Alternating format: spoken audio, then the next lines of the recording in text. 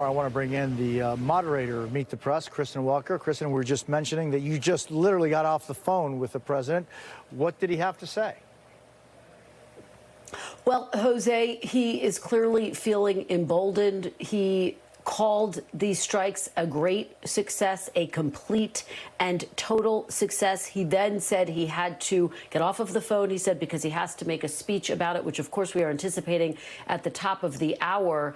I did try to ask him some of those questions that you were just discussing with Vaughn, but again, it was clear that was the message that he wanted to take out and to get out, and that he was not going to answer questions in this moment. So we will have to wait and see what he has to say at 10 p.m. But again, I do think it's important to stress what Vaughn was just talking about, which is that this decision came after the Trump administration had for some time tried to strike a diplomatic deal with Iran to get rid of its nuclear weapons program. And then President Trump saying he was going to give Iran another 2 weeks before making that final decision. And ultimately, it's clear the administration must have come to the conclusion that that diplomacy was running into wall after wall, was not yielding the results that they were hoping for. And of course, it's also worth noting that President Trump ripped up the Iran nuclear deal that had been struck under former President Obama. Mr. Trump arguing it didn't go far enough. Obama officials arguing that was the very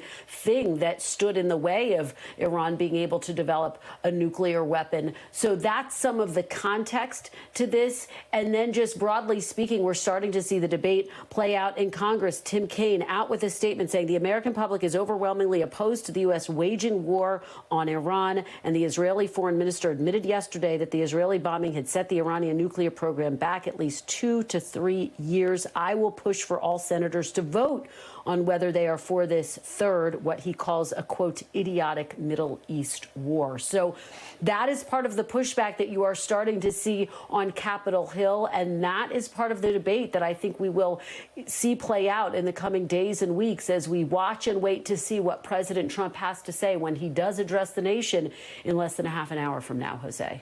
Kristen Welker, thank you so very much. We thank you for watching, and remember, stay updated on breaking news and top stories on the NBC News app or watch live on our YouTube channel.